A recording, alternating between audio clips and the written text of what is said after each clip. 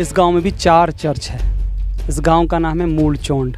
कुछ हिंदू भक्तों के कारण यहाँ पर उन्होंने डिमांड किया कि यहाँ पे हमारे यहाँ कुछ है नहीं। बापूजी के भक्तों के द्वारा अगर एक मंदिर की स्थापना हो जाए तो हमारे यहाँ जो तेजी से धर्मांतरण हो रहा है, 4 चर्च, 200 घरों में 4 चर्च, तो वो रुक जाए।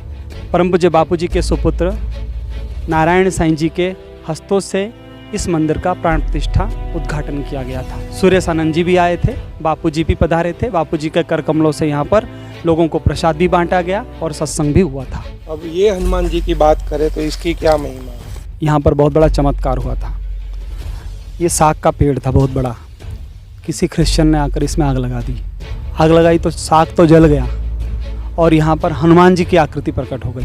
सबसे पहले बापूजी ऐसे संत थे जो यहाँ पर आए और आने के बाद यहाँ पर कई मंदिरों का निर्माण हुआ है डांग जिले में। पर उसके कारण ही यहाँ पर धर्मांतरण रुक पाया है और आज इसी कारण कहीं ना कहीं बापूजी को इतना सारा सहन करना पड़ रहा है और आज बापूजी को निरपराध होते हुए भी बापूजी को आज कारागार में रखा गया है। हे दुख भंजन मारुति नंदन, हे दुख भंजन मारुति नंदन, सुन लो मेरी पुकार पवन सुत विनती बारंबार, पवन सुत विनती बारंबार, पवन सुत विनती बारंबार। इस गांव में भी 4 चर्च है।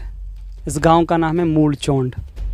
आह्वा से पहले 7-8 किलोमीटर के पहले ये गांव पड़ता है और यहाँ पे 1997-98 से यहाँ जो धर्मपुर के पास भैरवी आश्रम है बापूजी का, वहाँ से भक्त आकर यहाँ पर सेवा कार्य करते थे।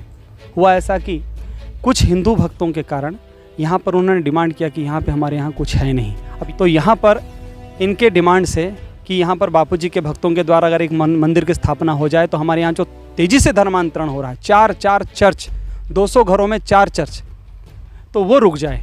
तो बापूजी के भक्त, सूरत में कतारगाम समिति है, उस समिति के माध्यम से और उन्होंने बापूजी से आशीर्वाद लेकर बापूजी की अनुमति से ये मंदिर बनाया गया। और सन 2000 में परम पूज्य बापूजी के सुपुत्र नारायण साईं जी के हस्तों से इस मंदिर का प्राण प्रतिष्ठा उद्घाटन किया गया था।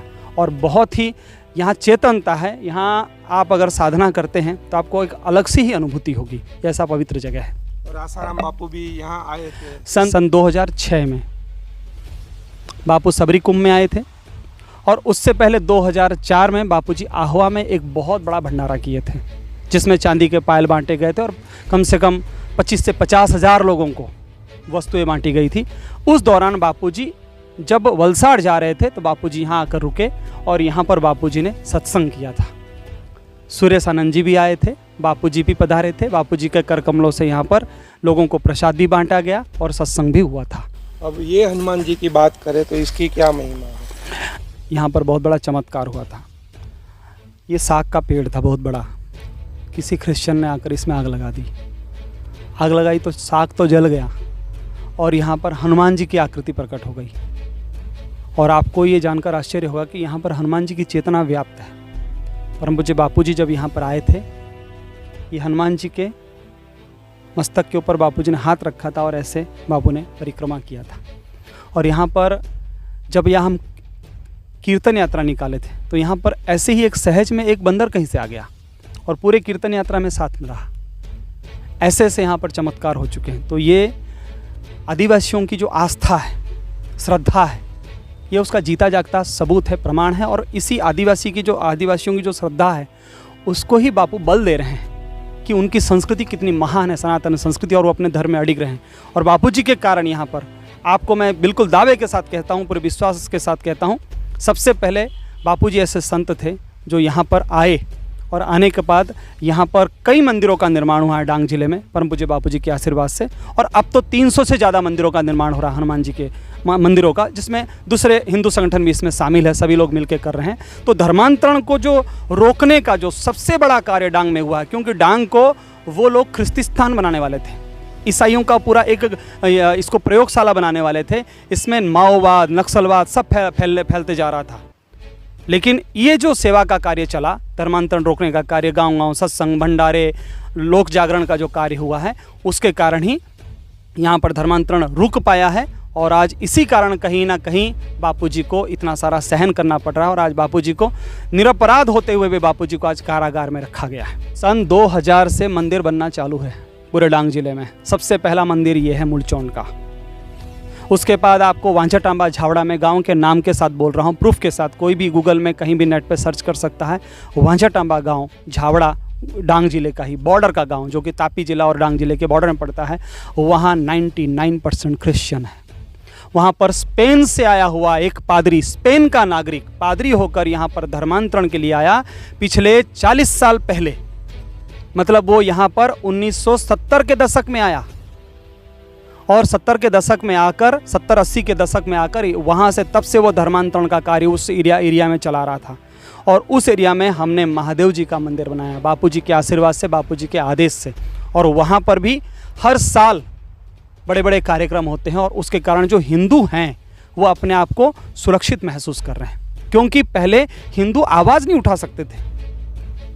उनकी आवाज़ों को, जैसे आपने उड़ीसा का जो कवरेज किया था, जहाँ पर कि दुर्गा मूर्ति बैठाने नहीं दिया जा रहा था, दुर्गा पूजा नहीं होने दिया जा रहा था, दारिंगी बाड़ी जो कंधमाड़ का एरिया है, इसी तरह यहाँ पर हनुमान जी की पूजा नहीं हो सकती थी, गणेश पूजा नहीं हो सकता था। और ऐसे ऐसे इलाकों में जो धर्मांतरण को रोकने का कार्य किया गया है, इसमें मुख्य रूप से परम पूज्य बापूजी के शिष्यों का बहुत बड़ा योगदान है। कहीं ना कहीं मतलब सुरेश चौहान जी, सुदर्शन न्यूज़ के सुब्रमण्यम स्वामी जी सही बता रहे हैं, मतलब कि बापू ने जो हिंदू मंदिरों का निर्माण किया गुजरात महाराष्ट्र की बॉर्डरों पे, उसी वजह से संत आसाराम जी बापू पे षड्यंत्र हुआ। इसी वजह से संत आसाराम जी बापू 10 सालों से जेल में है और इसी वजह से आजीवन कारावास।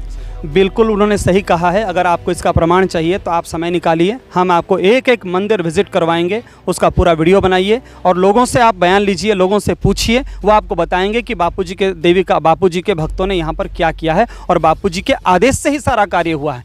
और एक बापू ऐसे संत है जिन्होंने रिस्क लिया है। बहुत सारे मठ मंदिर हैं, बहुत सारे संप्रदाय हैं। आप अगर कुंभ मेलों में जाते हैं, आपको 5-5 हज़ार तंबू मिलेंगे। कोई महामंडलेश्वर है, कोई 1000 है, कोई 108 है, कोई जगत गुरु है, कोई कुछ भी है। लेकिन दुर्भाग्य है कि वो लोग केवल 12 साल में एक बार कुंभ मेलों में ही दर्शन देते हैं। अगर वो सब ठान ले कि नहीं, हमें भी आदिवासी क्षेत्रों में जाकर व्यापक रूप से धर्मांतरण को रोकना है और हिंदू धर्म का प्रचार करना है, तो फिर हम आपको दावे के साथ कह सकते हैं कि अगर बापू एक अकेले जूझ रहे हैं आज और इतना बड़ा कार्य वो कर रहे हैं कि वो वेटिकन के आंख की किरकिरी बन गए, पोप की आंख की किरकिरी बन गए और उसने षड्यंत्र करके बापूजी के पीछे इतना सारा करने की कोशिश की। मतलब बापूजी का प्रभाव कितना बड़ा था, बापूजी का देश के ऊपर कितना बड़ा प्रभाव था कि इनकी आवाज़ वेटिकन तक सुनाई दी। अगर सभी धर्माचार्य एक होकर धर्मांतरण के पीछे लग जाए तो किसी की ताकत नहीं कि ऐसे हिंदू संतों को सताया जा सके। लेकिन उनको भी डर है ना कि बापू को उन लोगों ने बिठा दिया, हमको भी बिठा देंगे। देखिए इसका तो ये बात आपकी बात बिल्कुल सही है, लेकिन अगर उनको जो गेरुआ वस्त्र उन्होंने पहना है धर्म के लिए, अग्नि वस्त्र है, जैसे साध्वी प्रज्ञा को तो भय नहीं था, स्वामी असीमान जी इसी डांग के हैं, उन्होंने कितना सहन किया धर्म रक्षा के लिए, उनको तो कोई भय नहीं था। ऐसे ही जो सच्चे साधु हैं, सच्चे सन्यासी हैं, उनको कम से कम आपके चैनल के माध्यम से अगर वो किसी तरह से हमारी बात सुने तो मैं विनम्रतापूर्वक उनसे निवेदन करना चाहता हूं कि वो सभी आगे आएँ, भय को छोड़ दें। उन्होंने ये वस्त्र ही पहना है भय के त्याग के लिए, है ना। शंकराचार्य जी ने कहा है कि षडंगादि वेदो मुखे शास्त्र विद्या कवित्वादि गद्यम सुपद्यम करोति मनश्चेन्न लग्नम गुरो रंघ्रि पद्मे ततः किम ततः किम ततः किम ततः किम। न भूमिर्न चापो न बह्निर्न वायु न चाकाशमास्ते न तंद्राण निद्रा न ग्रीष्मो न शीतम न देशो न वेशो न यस्यास्त्रिमूर्ति तमीड़े। तो ये जो सनातन संस्कृति के स्तोत्र है ना, ये एक एक स्तोत्र सभी सन्यासी जानते हैं और उनको इसका ध्यान रखना चाहिए कि यह हमारा जो शरीर है अजर अमर अविनाशी है। नैनम छिन्नन्ति शस्त्राणि नैनम दहति पावक न चैनम क्लेदयन्ति आपो न शोषयति मारुतः। ये शरीर तो एक दिन मर ही जाने वाला है और जिसके लिए, जिस धर्म की रक्षा के लिए आपने धर्म का चोला पहना है, अगर आप धर्म की रक्षा नहीं करोगे, धर्म की सेवा नहीं करोगे तो इस चोले का मतलब क्या है। इसलिए उनको आगे आना चाहिए।